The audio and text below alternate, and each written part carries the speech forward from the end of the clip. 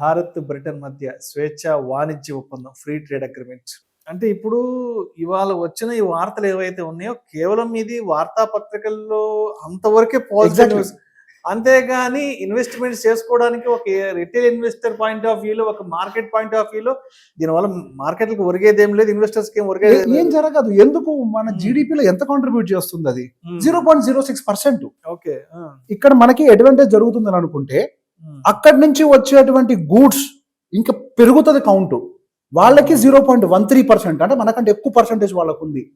మరి దానివల్ల local companies impact అవుతాయి కదా. అంతే కదా. ఈ కోణాన్ని కూడా మనం ఆలోచించుకోవాలి. అంతే. ఇప్పుడు అక్కడి నుంచి అంటే మనకంటే మంచి మెరుగైన వస్తువులు ఇక్కడికి వచ్చినప్పుడు వాటికి మార్కెట్ వస్తుంది. కానీ డెఫినెట్ గా ఆల్రెడీ ఇక్కడ మన వస్తువుల గురించి అంటే అవి ఎంత నాణ్యత కలిగి ఉన్నాయని మనకు తెలుసు.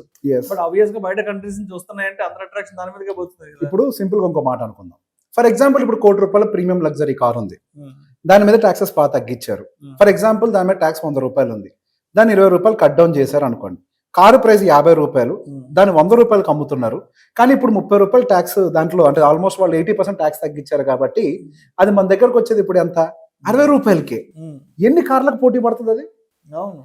So basic that is the point. ఇప్పుడు ఒక రేంజ్ దాకా వెళ్ళిన వాడు ఇంకో ₹10 ఎక్కువ వేసి ఆ ప్రీమియం కార్నే కొనుక్కునే ప్రయత్నం చేస్తారు. కాకపోతే ఇక్కడ మేజర్ గా అక్కడి నుంచి వచ్చే JLR కాబట్టి అది మన దాని మదర్ కంపెనీ టాటా మోటార్స్ కాబట్టి కొంత మనకు స్ట్రెంత్. కానీ అదొక్కటి తీసి పక్కకు పెడితే మరి మిగతా అన్నిటి పరిస్థితి ఏంటి?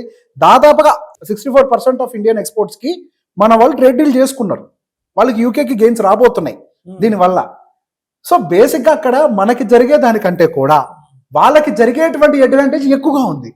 ఇక్కడ నుంచి మనం ఏం పంపిస్తాం? ఎక్కువగా టెక్స్టైల్ పంపిస్తాం, బట్టలు. అది స్టాక్ మార్కెట్ లో ఎంత పర్సెంటేజ్ దాని ఇంపాక్ట్ ఉంటుంది? టెక్స్టైల్ యొక్క ఇంపాక్ట్ చాలా తక్కువ మన దాంట్లో. ఫార్మాసిటికల్స్ మోడరేట్, టూ మచ్ కాదు. మనకి మెజారిటీ ఆఫ్ ద ఎక్స్పోర్ట్స్ వెళ్ళేది US కి 15%, దాదాపు అక్కడికి వెళ్తున్నాయి. ఒక మోడరేట్ ఇంపాక్ట్. ఫుడ్ ప్రాసెసింగ్ మీద కొంత ఇంపాక్ట్ ఉంటుంది. కానీ ఇక్కడ ఈ ఫుడ్ ప్రాసెసింగ్ లో లిస్టెడ్ అన్ని ఉన్నాయి. ఫుడ్ ప్రాసెసింగ్ కి ఎక్కువ అడ్వాంటేజ్ ఇచ్చారు. మంచి పాయింట్ లాగారు.